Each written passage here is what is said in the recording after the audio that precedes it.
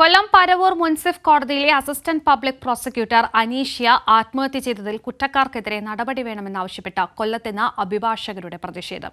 ജില്ലയിലെ കോടതി നടപടികൾ അഭിഭാഷകർ ബഹിഷ്കരിക്കും. ആരോപണ വിധേയരായ മേലുദ്യോഗസ്ഥരെ സസ്പെൻഡ് ചെയ്ത് അന്വേഷണം നടത്തണമെന്ന് കൊല്ലം ബാർ അസോസിയേഷൻ ആവശ്യപ്പെട്ടു. രാജ്കുമാറോട് കൂടുതൽ വിശദാംശങ്ങളുമായി. Rajkumar, good morning. Good morning.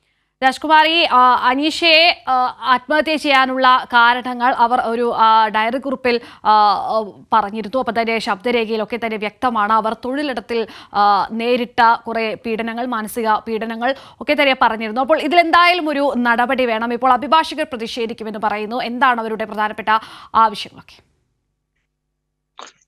ഇന്നലെ കൊല്ലത്ത് ബാർ അസോസിയേഷന്റെ യോഗം ചേർന്നു.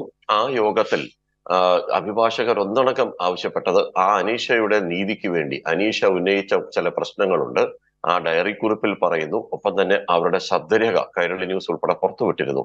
അപ്പോൾ അതെല്ലാം പുറത്തു വന്ന സാഹചര്യത്തിൽ വ്യക്തമായ അന്വേഷണം വേണം. ഇതിൽ ആരോപണ വിധേയർ കുറ്റം ചെയ്തിട്ടുണ്ടെങ്കിൽ അവർക്കെതിരെ മാതൃകാപരമായ ശിക്ഷ ലഭിക്കണം. അനീഷയ്ക്ക് നീതി കിട്ടണം. അനീഷയുടെ കുടുംബത്തോടൊപ്പം തങ്ങളുണ്ട് എന്നൊരു പ്രഖ്യാപനമാണ് കൊല്ലം ബാർ അസോസിയേഷൻ നടത്തിയത്.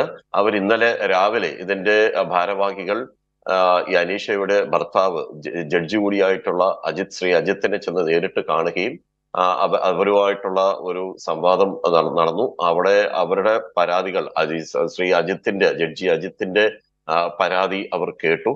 അതനുസരിച്ച് ആ കുടുംബത്തോടൊപ്പം നിൽക്കാനാണ് അവർ തീരുമാനിച്ചിരിക്കുന്നത്. അതിന്റെ അടിസ്ഥാനത്തിൽ ഇന്ന് അവർ കോടതി നടപടികൾ പ്രതിഷേധ സൂചകമായി ബഹിഷ്കരിക്കും. ഇതുപോലെ തൊഴിലിടങ്ങളിൽ അനുഭവിക്കുന്ന പീഡനങ്ങൾ, യാതനകൾ, അത് സ്ത്രീകളായാലും പുരുഷന്മാരായാലും അത് വെച്ച് പൊറുപ്പിക്കരുത്. നിയമപരമായ കാര്യങ്ങളിലൂടെ അത് പരിഹാരം കാണണം തുടങ്ങിയ ആവശ്യങ്ങളാണ് ഇവർ മുന്നോട്ട് വെക്കുന്നത്. ഒപ്പം തന്നെ ഡയറക്ടർ ജനറൽ ഓഫ് പ്രോസിക്യൂഷൻ നേരിട്ട് ഈ കേസ് അന്വേഷിക്കണം. മറ്റാർക്കും ഇത് കൈമാറരുത്. ജുഡീഷ്യൽ അന്വേഷണവും നടത്തുന്നത് അഭികാമ്യമെന്ന് ബാർ അസോസിയേഷൻ ഭാരവാഹികൾ പ്രസിഡന്റും സെക്രട്ടറിയും വ്യക്തമാക്കിയിരുന്നു. ആ സാഹചര്യത്തിലാണ് ഇന്നവർ പ്രതിഷേധം സംഘടിപ്പിക്കുന്നത്. ഇന്ന് കോടതി നടപടികൾ ഇവർ ബഹിഷ്കരിക്കും. ശരി, രാജ്കുമാറാണ് ആ വിവരങ്ങൾ നൽകിയത്.